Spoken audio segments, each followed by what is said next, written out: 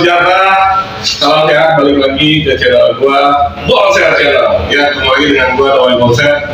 Kali ini gua bersilaturahmi agak dekat di daerah ini Kebun Kelapa sih. Kebun Kelapa, Tambun, kesana Kalimalang. Ini jalan protokol dekat SMA Monlap ya. Iya. Dekat SMA Monlap. Dan kali ini gua teman kecil gua, temen SD, SMP kita beda ya. Iya, beda. Temen SD, SMP, STM, temen satu komplek. Mungkin ada beberapa temen yang satu komplek pernah ke podcast.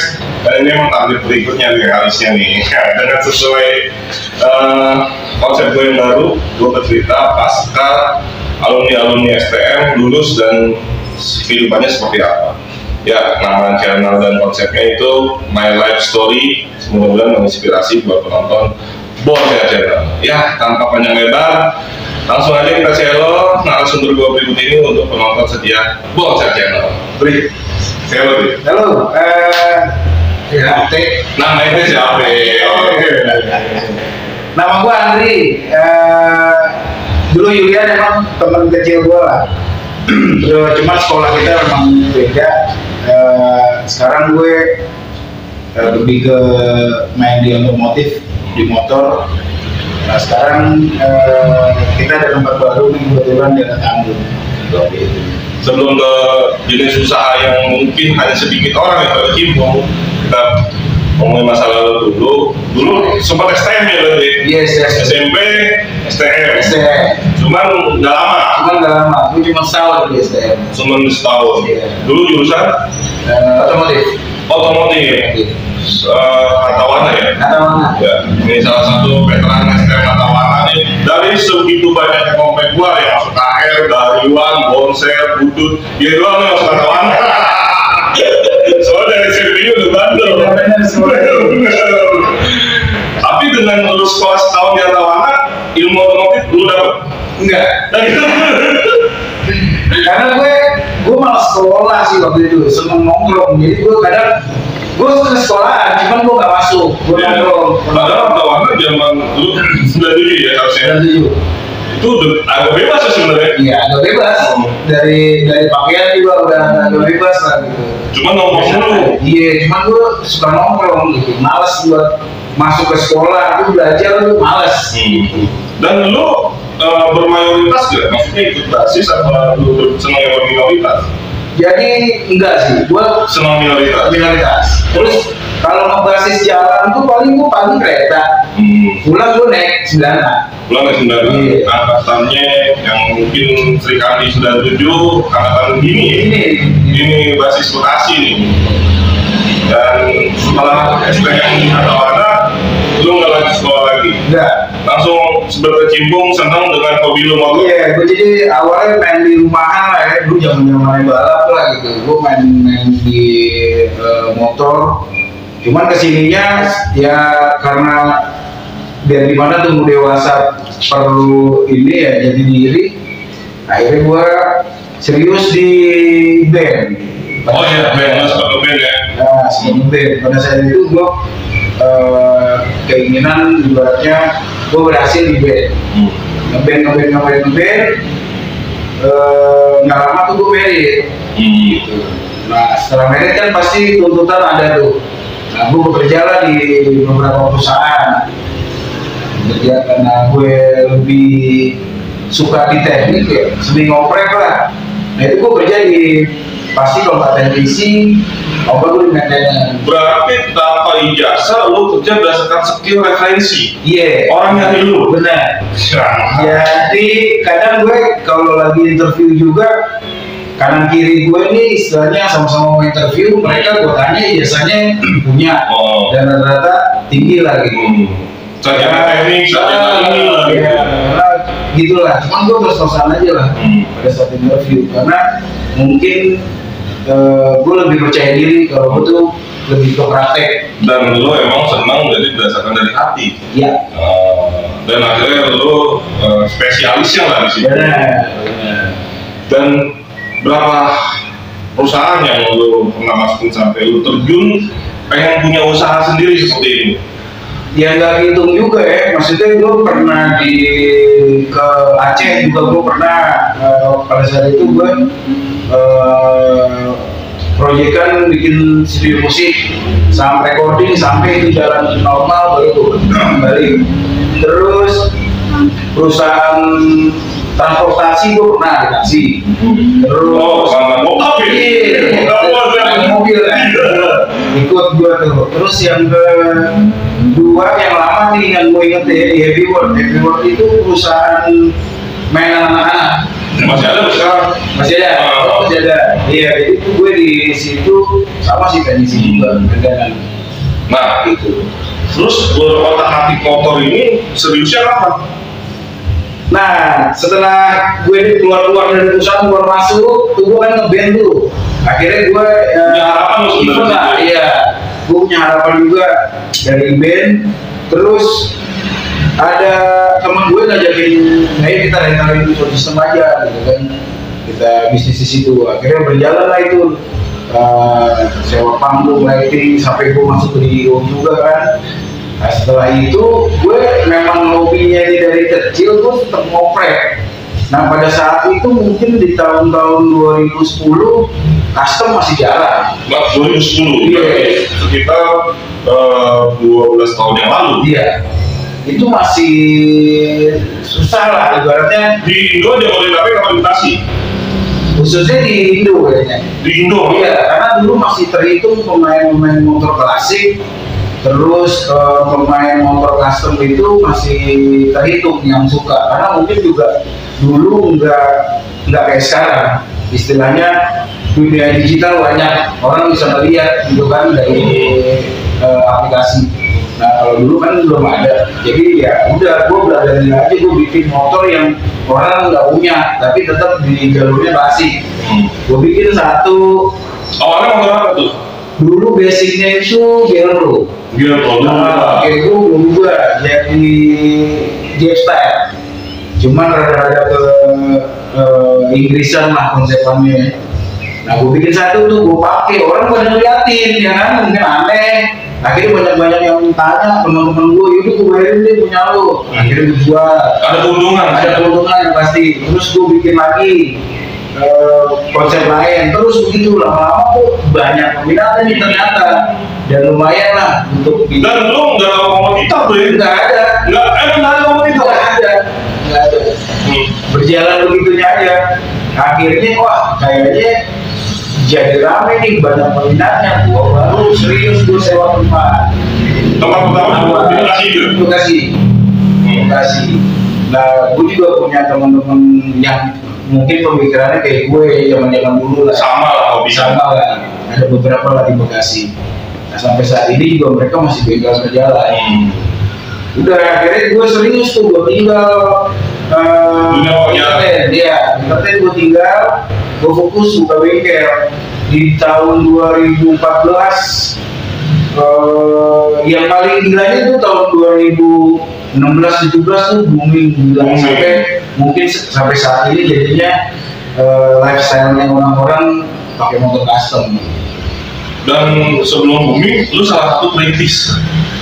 Dibilang perintis sih enggak juga, karena gue mereferensiin itu sebenarnya dari teman-teman gue yang sekolah di luar. Di sana apa sih yang lagi rame? Cuman mungkin ya karena kita akal-akalan si miskin, akhirnya gue pakai motor yang ada di Indonesia. Apa? Istilahnya itu dunia digital belum ada. Dunia Lu ngerti mekanik, tapi lah kan lu nggak ngerti. Gue nyoba belajar tahu dari info dari temen lu. Dari temen amati, tiru, modifikasi. Gue nginfoin nih, ini di Australia nih, lagi ramai motor kayak gini gitu kan. Apa sih coba, kayak gimana? Nah akhirnya dia waktu itu zaman itu Facebook udah ada sih. Facebook 2009 Iya. Nah dia kirim tuh lewat Facebook, oh kayak gini. Akhirnya apa ini yang ada di Indonesia? Akhirnya motor-motor yang ada di sini lah gitu. Motor barangan. Dulu zaman eranya yang masih harga terjangkau, ya GL Pro-an gitu lah. Akhirnya gue bikin dari GL. Itulah itu. Padahal motor batangan ya, maksudnya belum BB, belum metik pada saat itu. Pada saat itu ya, karena kalau gue sih mikirnya karena mungkin basic di luar itu masih gede, Jadi yang cocok di Indonesia nih lah motor lakinya nih gitu. Akhirnya berkembang nih gue, dan gue lihat ternyata motor bebek juga bisa gitu. Bebek gede gitu. Bebek gede. Iya, Supra 5. Gue lihat dari aslinya udah 70 kan. Wah ini sebenarnya kalau ganti ini, dia bisa jadi custom yang bagus. Akhirnya gue buat. Nah orang-orang belum ramai cubik kan, gue udah bikin di tahun-tahun 2014an lah.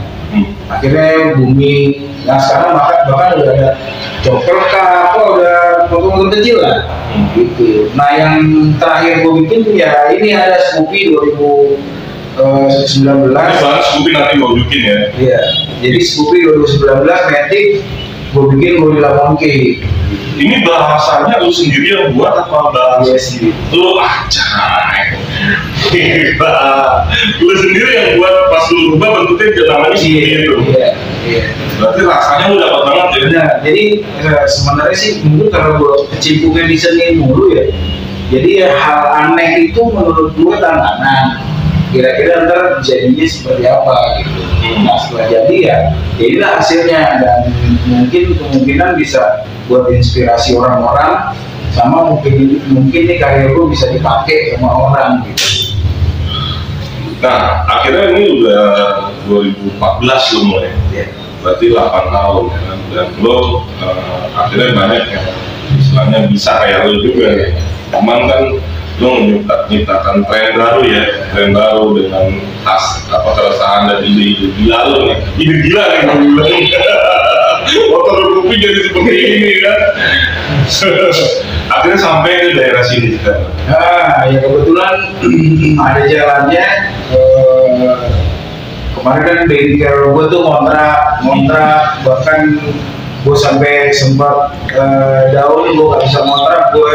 Oh iya, dulu ya. Iya, gue pindah ke rumah, gue garap di garasi gitu kan.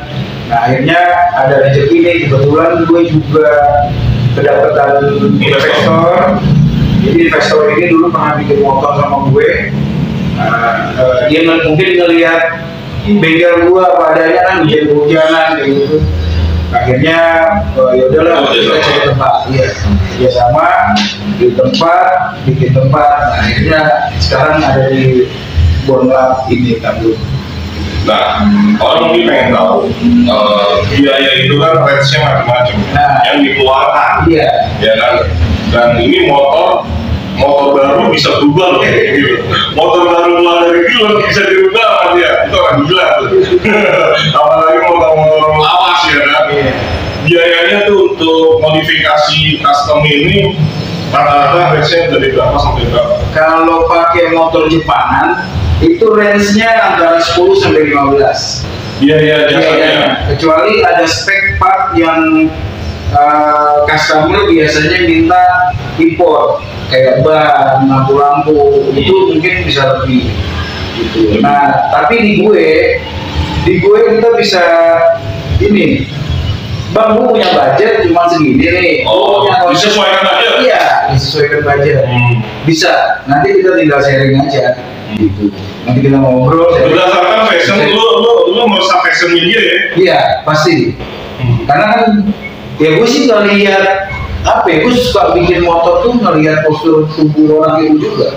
Oh, karakternya berdasarkan postur tubuh? Iya, karena gue ukur tubuh orangnya juga. Jadi tangan, pinggul, itu gue ukur. Jangan kan mau bikin baju jadi? Iya, karena menurut gue buat kenyamanan dia. Ada kan orang yang obsesinya tinggi kan. Bang, gue pengen persis misalnya kayak Harley gitu. Gue bikinin, tapi dengan mesin Jepangan udah jelas pasti beda. Terus gue lihat posturnya, lu kalau naik yang torsinya sama Harley, badan lo kecil, lu pasti tiba. Dan orang melihatnya juga nggak enak lah, kan? Motor minjem lu. Bukan bensin di pom bensin bingung kan? Jadi gue sering pelajari itu. Jadi kayak lo nih misalnya posturnya agak gede, tinggi, ya cocok lah dengan basic motor Scorpio paling enggak, dan torsinya itu kita sesuaikan. Nah untuk spare part sendiri, di lokal bercanda tuh dapat. Ada, karena produk Cina tuh udah banyak masuk. Terus kalau yang memang nggak ada kayak yang perlu kita handmade kita bikin pasti. Handmade juga lu Bikin. impor juga. Iya. Kalau impor sesuai permintaan customer. Kalau impor sesuai customer, dan ada juga orang customer tuh yang bang pokoknya gue pengen kayak gini lo yang atur deh gitu. Ada. Dan lu ada ini ya? Ada. Banyak kan dari mana? Amrik. Tetap Singapura. Oh Singapura. Iya. Tetap ke Singapura. Dengan proses pokoknya orang yang kesini kalau di custom dirubah 100% ada 70% harus sabar ya untuk jahit ya karena berhubungannya dengan kekuasaan dan seni ya. Nah, terus mungkin himbauan ya kalau kalian pengen punya motor custom yang bagus, datanglah ke bengkel yang memang dia punya kultur untuk tahu kultur dari awalnya custom seperti apa gitu. Nah, gue ada khawatir karena sekarang ini kan penjualan bebas, orang bisa beli part lewat beberapa online, itu dia jual paketan, misalnya paketan lifestyle, dia udah komplit gitu kan.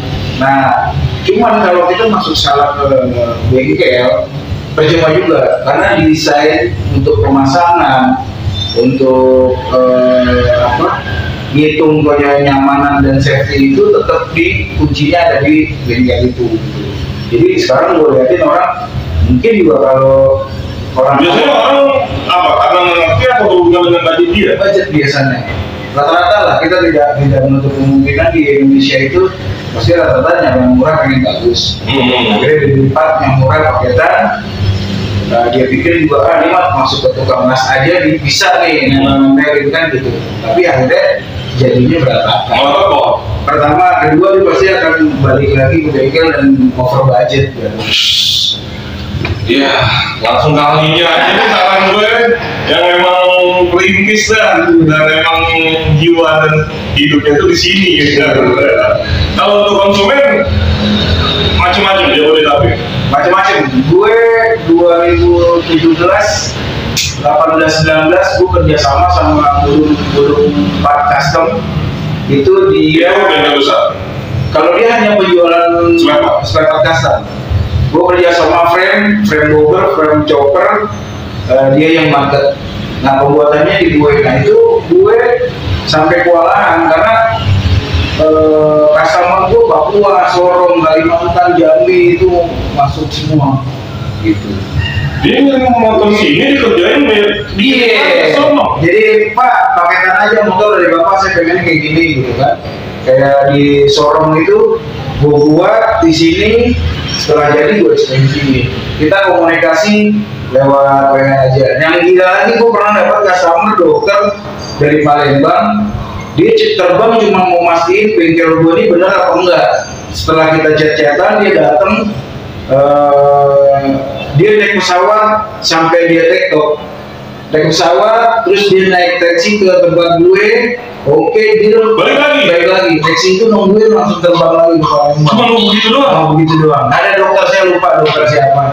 Akhirnya ya setelah baru saya pilih. Jadi kalau kayak gitu-gitu referensi ke lu malah kuat jadinya. Iya, karena dulu apa ya, gue dulu di bengkel Bekasi itu juga yang bikin gue itu orang Bekasi karena itu justru lebih banyak orang Bekasi. Iya, Jakarta, Cikarang, ya itu gue bilang Kalimantan, Makassar semua rata-rata orang luar. Mungkin di tahun-tahun itu part custom belum segampang sekarang. Kedua, SDM mereka belum ada di daerah-daerah ya. Terus material besi, bahan besinya mungkin belum komplit gitu. Karena kalau gue sih tetap kalau frame tetap pakai seamless, percaya yang seamless itu berangkat. Jadi untuk mereka ambil di sini. Mekanik ini kan mungkin lu ambil secara sharing ya, mekanik udah gonta ganti. Iya. Apa yang lu lihat? Mungkin tadi yang memang dasar banget dia tahu apa mau banget. Rata-rata dasar. Jadi dia hanya mungkin bisa bisa eksekusi tapi tidak bisa desain, karena tetap desain di gue. Jadi gue hanya ngasih dia desain nih seperti ini gitu, pekerjaannya ini sampai mungkin cara motong dan ngelasnya itu dari gue semua. Tapi ada yang dengan posisi di sini ini berapa 3 bulan ya? Sini 3 bulan. Ada vendor yang lu dikerjain di luar? Ada? Nggak ada. Semuanya di sini? Sama yang komplit banget ya pokoknya deh. Sekarang mekanik ada berapa? Mekanik sekarang 2 ya? Iya. Sebanyak berapa yang pernah lu rasain? 4 sebelum COVID? Sebelum COVID gitu. Karena gue juga nggak kayak mungkin bengkel umum ya, yang motor harian itu banyak masuk, kita kerjakan dengan tenaga sekian bisa selesai. Kalau gue kan karena gue custom gitu kan, waktunya panjang, jadi gue tinggal ngejadwalin aja, serame-rame apapun gue dapet kerjaan itu gue jadwalin mereka satu-satu. Dari motor ini sekian persen geser ke sini sampai finishing. Maksimal berapa yang kerjain? Paling top-topnya waktu itu gue pernah 18 motor satu bulan. 1 bulan? Tinggal kalkulasi ya kan. Tapi pasang surutnya ya itu di COVID. Benar. Dan merasakan yang itu sampai akhirnya lu benar-benar di titik nol terendah untuk saat ini lah ya. Iya benar. Sampai gue kan gue break dulu bengkel, gue close, gue sempat kerja gue 1 tahun lah di perusahaan. Nah akhirnya, tapi gue kerja sembari tetap berjalan bisnis, dalam arti orang mau konsultasi, orang mau nanya tentang motor custom masih gue layanin. Bahkan ada beberapa orang yang masih gue bisa garap lah, jadi gue belum kerja gue garap motor. Tapi lu sendiri? Iya, ada satu juga yang masih lo pegang lah bagian mekaniknya. Iya, 1 sampai saat ini. Edan ya kan. Orang nggak berpikir bakal ada usaha dan jenis fashion seperti ini. Ini apa tuh? Ini Jupiter ya? Ini Scorpio. Konsepnya Bogor. Tahun 2000? Ini 2011. Nah ini jatuhnya apa? Desain? Apanya tuh? Yang lo pajang ini apa? Oh ini tuh display. Ini juga dagangan sebenarnya. Jadi kalau ada orang tamu datang yang mau instan, cocok sama ini motor, kalau dia mau beli ya silakan gue jual. Ada berapa desain yang sudah jadi mark lo nih, brand lo? Wah banyak banget. Itu. Tapi lo maksudnya ada di database lo? Ada. Kayak orang gue pengen. Ada kan orang brand gue nggak tahu nih pengen kayak apa dengan motor. Kayaknya gue pasang custom. Mungkin ada. Ada filenya. Tinggal lo pilih dah tuh ya. Iya. Atau mungkin kalau mudahnya kali di follow IG gua, itu ada beberapa yang IG-nya kalau buat builder gue sendiri ada di gambar custom, tapi kalau untuk bengkel gambar custom Bekasi. Facebooknya ada di gambar custom? Iya. Facebook sama Instagram kan di gambar custom kalau yang di builder. Ya pokoknya yang punya fashion hobi untuk merubah motor semenarik mungkin, referensi banget untuk wilayah Jabodetabek khususnya, atau di luar Jabodetabek seluruh Indo bisa langsung kemari. Nah ini gue ngomongin yang agak riskan nih. Iya. Ya. Ini motor Scoopy 2019.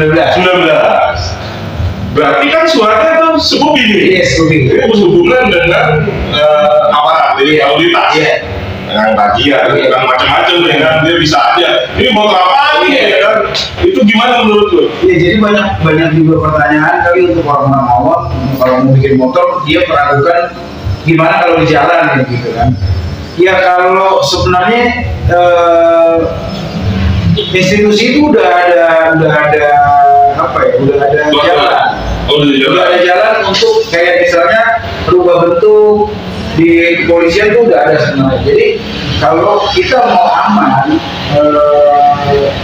kita urus. Cuman gue lihat di lapangan ini orang kalau udah jadi tuh malas ngurus. Jadi mungkin dia cek fisiknya enggak gitu. Nah harusnya Dia dibuat, jadi nanti ada surat dari bengkel itu resmi. Kalau motor Scoopy tahun sekian dengan nomor polisi sekian, nomor angka sekian sudah dirubah bentuk.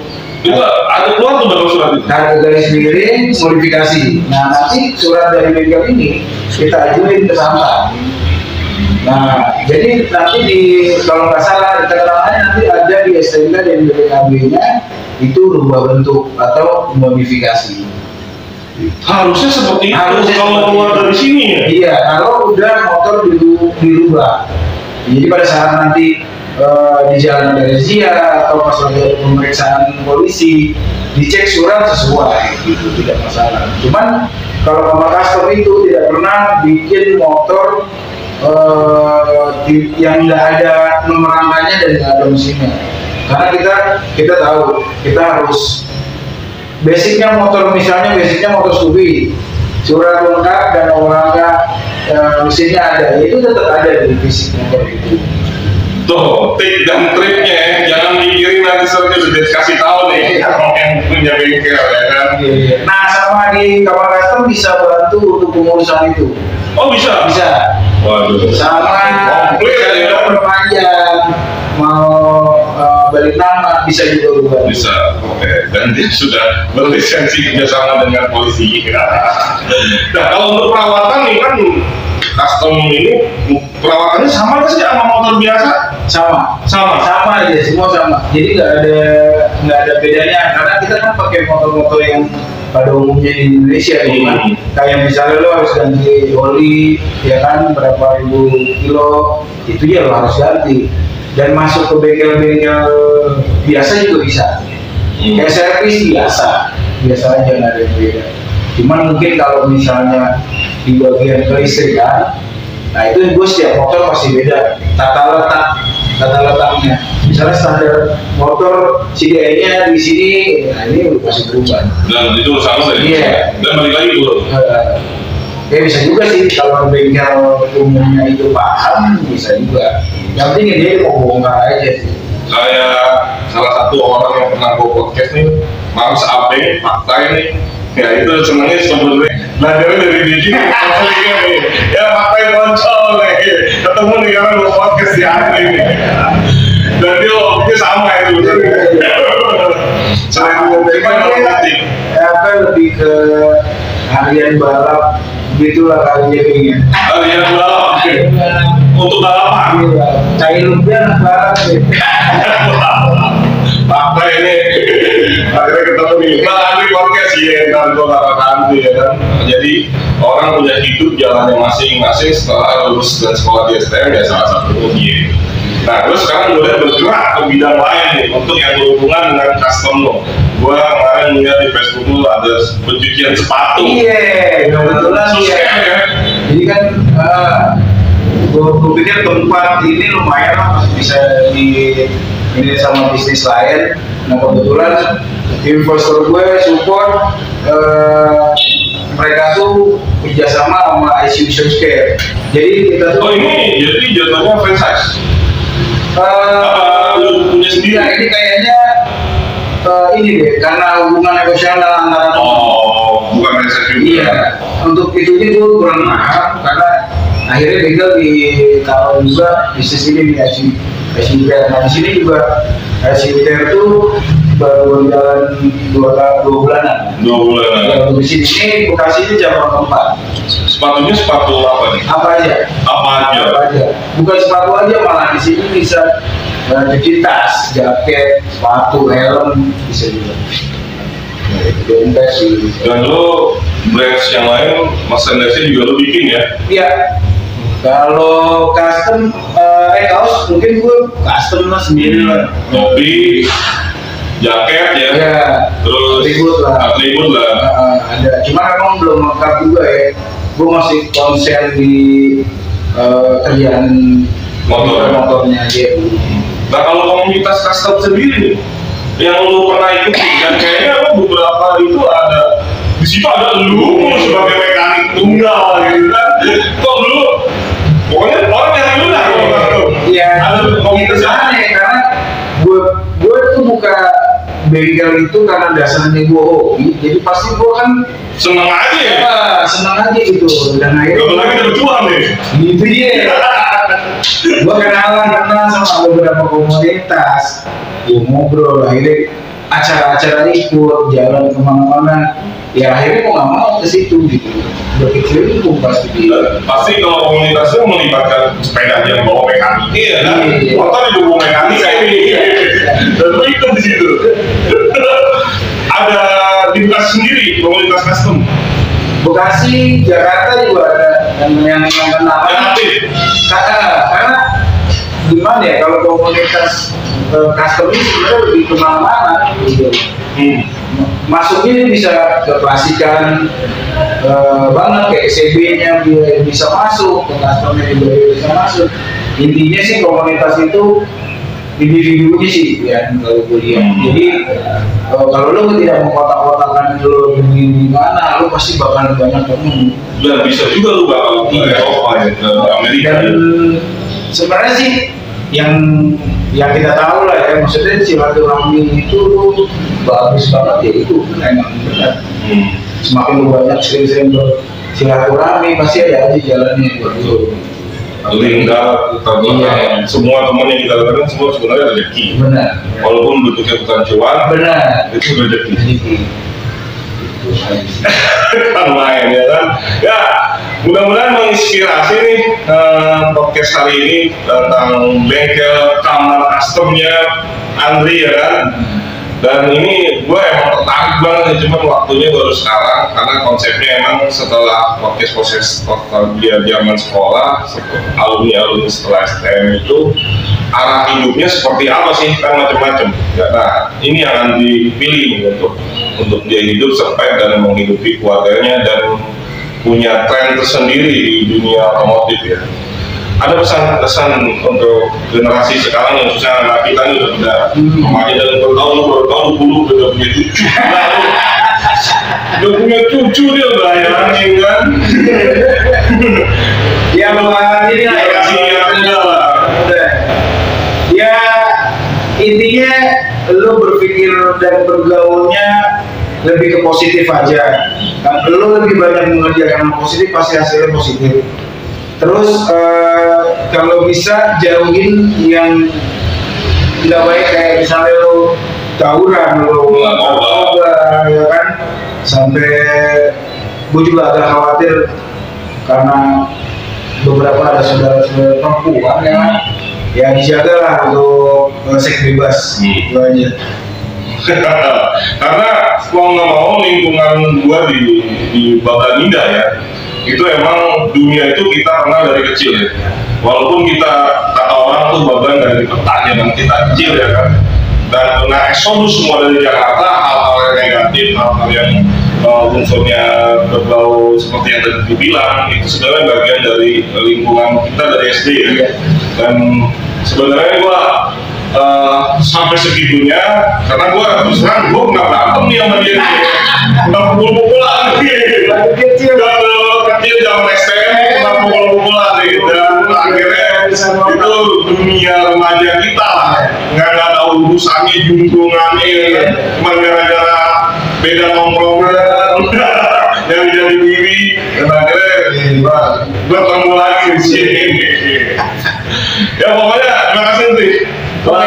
Berbagi kisah inspirasi di Bonsai Channel. Mudah-mudahan penonton bisa merespon yang lebih baik. Dan untuk referensi sekali lagi, ini tetap referensi banget, bengkel kamar custom Andri di daerah Ponlak, Tambun Selatan, Bekasi. Nanti IG, Facebook gue cantumkan di sini, dan apa yang disajikan kali ini bisa bermanfaat buat teman-teman. Dan buat teman-teman yang mau punya cerita inspirasi, baik itu masa muda setelah lulus STM bagaimanapun, patut diceritakan, bisa hubungi IG Bonsai Channel, WA Bonsai Channel, dan langsung nanti kita janjian untuk podcast menceritakan masa setelah STM di My Life Story. Ya, sampai dulu sekian dari gua, udah mulai Bonsai pamit dan anti HTW.